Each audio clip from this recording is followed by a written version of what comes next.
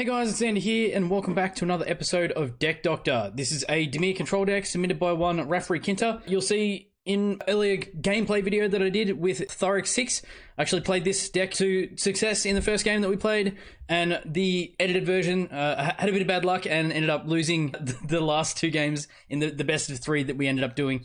But if you want to see the gameplay, that's another video entirely. I just wanted to do this video to touch on in a bit more detail what's in the deck, what's in his sideboard, and then what I did to what I think improves the deck. And hopefully you guys enjoy the video. So to start off the lineup, Rafri was running 4 copies of Discovery to Dispersal. Discovery is for 2 at sorcery speed, you surveil 2 and then draw a card, and Dispersal is for 5 at instant speed. Each opponent returns a non-land permanent they control with the highest converted mana cost among permanents they control to their owner's hand, and then they discard a card. So you're not often going to be playing the Dispersal, but it can come in handy on occasion depending on the matchup. 4 copies of Sinister Sabotage, which is the counter magic in the deck. It's for 3, 1 and 2 blue at instant speed. You counter target spell and then surveil 1. 4 copies of Thought Erasure, which is for 2 at sorcery speed. Target opponent reveals their hand. You choose a non-land card from it and that player discards that card. Surveil 1. 3 copies of Commence the Endgame, which is for 6. At instant speed, this spell can't be countered, and then you draw 2 cards and amass X, where X is the number of cards in your hand. It's a solid bit of draw card that also produces a creature. It's just not an amazing rate being a 6 cost. 3 copies of Enter the God Eternals, which is for 5 at sorcery speed. Enter the God Eternals deals 4 damage to target creature, and you gain life equal to the damage dealt this way. Target player puts the top 4 cards of their library into their graveyard, and then you amass 4. So this pings for damage, this mills our opponent, and it creates a 4/4, or adds 4 counters to another army token that we already have. Really, really good card. Does everything this control deck wants to do. Some sweepers in the form of Ritual of Soot and Cry of the Canarium. Ritual of Soot being for 4 at sorcery speed. You destroy all creatures with converted mana cost 3 or less. And Cry of the Canarium in a 2 of, which is for 3 at sorcery speed. All creatures get -2/-2 until end of turn, and then you exile all creature cards in all graveyards that were put there from the battlefield this turn. If a creature would die this turn, exile it instead. Absolutely love Cry. Really good in the aggro matchups, token matchups. Just great against creature decks. Moment Craving, adding a bit more to the creature removal. For 2 at instant speed, target creature gets to -2/-2 and you gain 2 life. Cast Down in a 2 of, again a 2 cost at instant speed, destroy target non-legendary creature. 2 copies of Vraska's Contempt, which is for 4 at instant speed. You exile target creature or planeswalker and you gain 2 life. 2 copies of The Eldest Reborn, which is for 5. It's a saga that sits on the battlefield. The turn it's played, each opponent sacrifices a creature or planeswalker. The turn after that, each opponent discards a card. And then the turn after that, you put target creature or planeswalker from a graveyard onto the battlefield under your control. Everything about this is what we want to be doing in the deck, making them discard, making them sacrifice a creature, making them discard it, and then us getting one of their better creatures back from their graveyard later on. It can be really, really useful. It's something you usually see more of in the sideboard, but it's still really good in this. 2 copies of Ugin the Ineffable, which is for 6. It's a 4 loyalty planeswalker with colorless spells you cast cost 2 less to cast. His +1 ability is exile the top card of your library face down and look at it. Create a 2/2 colorless spirit creature token, and then when that token leaves the battlefield, you put the exiled card into your hand. And then his next 3 ability is destroy target permanent that's 1 or more colors. Really, really good bit of removal, and the +1 ability not only creates a creature, but it turns into later card advantage if they kill the creature anyway. Can be really useful. 3 copies of Disinformation Campaign. At a 3 cost, enchantment sits on the battlefield. When it enters the battlefield, we draw a card, and then our opponent discards a card. And then when we surveil, we return it to our hand. So alongside the surveil mechanic, which we have quite a lot of in this deck, Disinformation Campaign can be really useful, being able to constantly bring it back to our hand and just keep getting value out of it, making us draw cards and then discard. Can be really good. It's not something that I kept in the deck going into the improved version of the deck. I just felt like there was better 3-drop options that could be ran. But Surveil is a fine mechanic. If you're running on the Surveil, if that's the direction that he wanted to keep this with, definitely keep in the Disinformation Campaign. If the Surveil mechanic is the bones of the deck, it's definitely worth having in there. It is a really good card. It's just not something that I kept in the deck going forward. Touching on the land base here, he's running 11 Swamps, 10 Islands, and 4 Dimir Guild Gates. Being a budget land base, that's pretty much as good as it gets. Touching on the sideboard here, 4 copies of Negate. For 2 at instant speed, you counter target non-creature spell. 2 copies of Dreadhorde Invasion, and a single copy of Moment's Craving. So adding to the Moment's Craving, Dreadhorde Invasion is for 2. It's an enchantment with, at the beginning of your upkeep, you lose 1 life and amass 1. And then when a zombie token you control with power 6 or greater attacks, it gains lifelink until end of turn. I really love Dreadhorde Invasion. If they can't answer the Dreadhorde Invasion or can't keep killing the creature, eventually it is going to get to 6 power, and then it's going to be chipping in as a big life linker. And with our ability to amass fairly heavily in this deck, that token is going to be pretty big pretty quickly, normally anyway. So Dreadhorde Invasion, really, really cool. 2 copies of Ashiok Dream Render, which is for 3. It's a 5 loyalty planeswalker. With spells and abilities your opponents control, can't cause their controllers to search their library. And his neg 1 ability is target player puts the top 4 cards of their library into their graveyard, then exile each opponent's graveyard. I really like Ashiok in the grave matchups, but even just as a mill card to get rid of some of it could be playing against a combo deck or something that really values the cards that are in the deck. Adding another copy of Cry the Canarium to the deck. We have 2 copies of Fungal Infection, which is for 1 black at instant speed. Target creature gets neg 1 until end of turn, and you create a 1/1 green sapling creature token. And 2 copies of Disdainful Stroke, which is for 2 at instant speed. You counter target spell with converter makers 4 or greater, which will hit a lot of stuff in the format. And a single copy of Massacre Girl to finish off the sideboard here. So for 5, 3 and 2 black, it's a 4/4 legendary creature human assassin with menace, so it can't be blocked except by 2 or more creatures. And when Massacre Girl enters the battlefield, each other creature gets neg 1 until end of turn. Whenever a creature dies this turn, each creature other than Massacre Girl gets neg 1 until end of turn.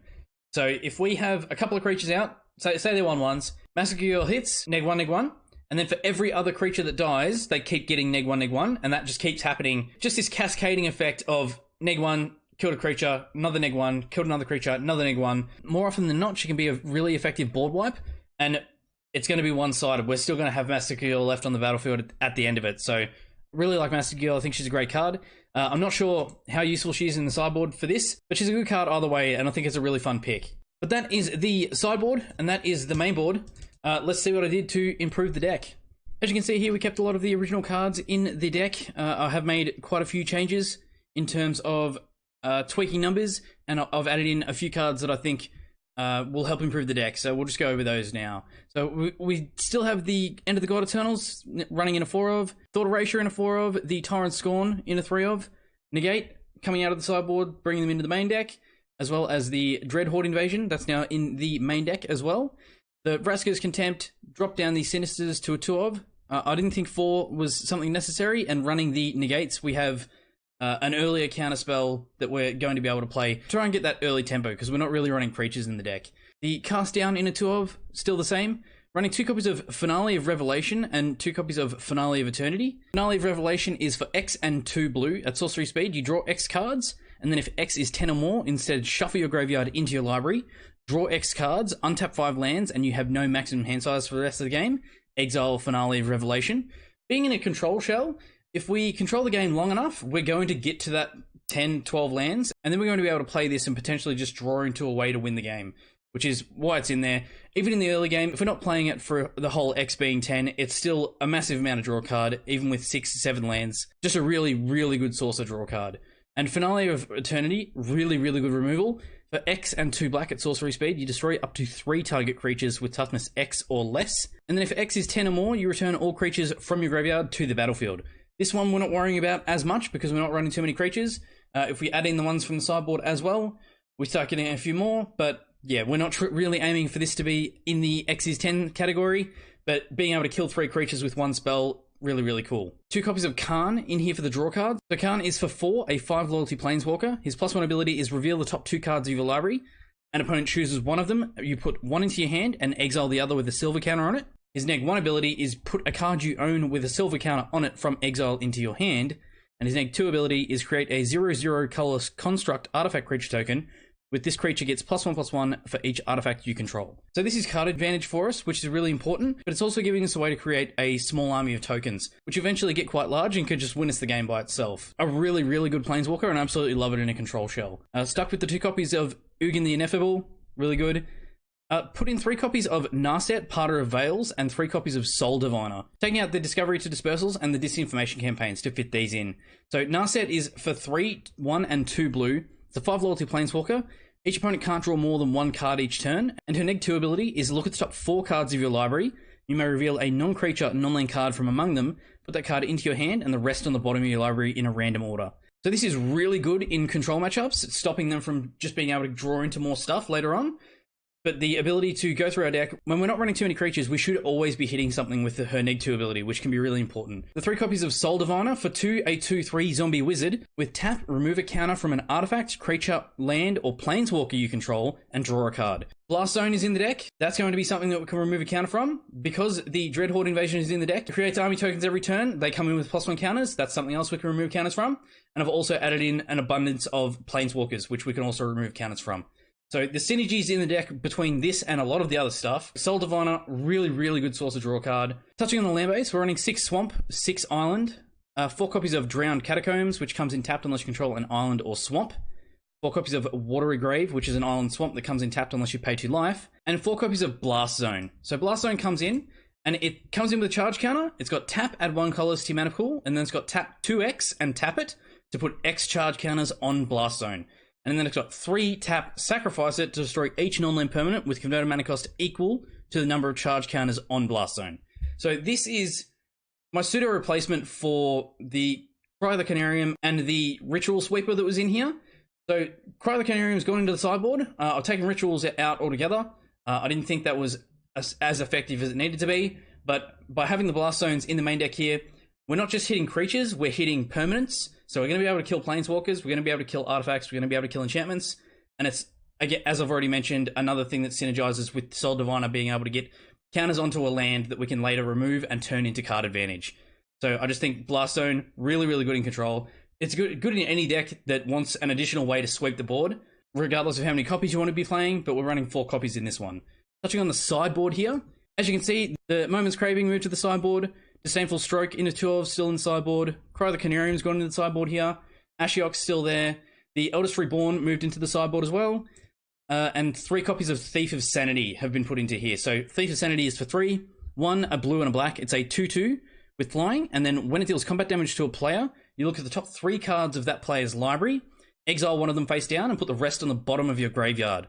So as long as that card remains exiled, you may look at it, you may cast it, and you may spend mana as though it were any color or type to cast it. Really good card.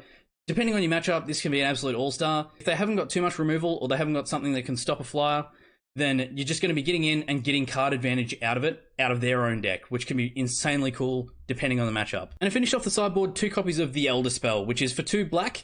At sorcery speed, you destroy any number of target planeswalkers. You choose a planeswalker you control and put 2 loyalty counters on it for each planeswalker destroyed this way. Because we have so many planeswalkers, we're just going to be able to dump these counters onto one of ours. Planeswalker removal is just something that's really relevant in Standard at the moment, so you definitely want to be running something like this in your sideboard. But that is the sideboard, and that is the main board, and that is my improved version of Dimir control for Rafrikinta. Let me know in the comments, Rafri, what you think, if you like it, if you didn't like it. If anybody else thinks I'm missing cards, or there's other cards that could be in the deck, if you have a deck that you would like to submit to the Deck Doctor series, post it in the comments, along with what you think it's not doing, if it's not doing something, the direction you want to take the deck, what's wrong with it, post it all down there in the comments, and I'll add it to my ever-growing list of deck submissions for the Deck Doctor series. Thanks for watching, guys. As always, don't forget to like, share, subscribe, and hit the bell icon to see new videos as they were released. If you like what I do and you want to support the channel, you can throw me $1 on my Patreon at patreon.com/ZandersQuest. And I will see you guys in the next video. Keep questing, guys.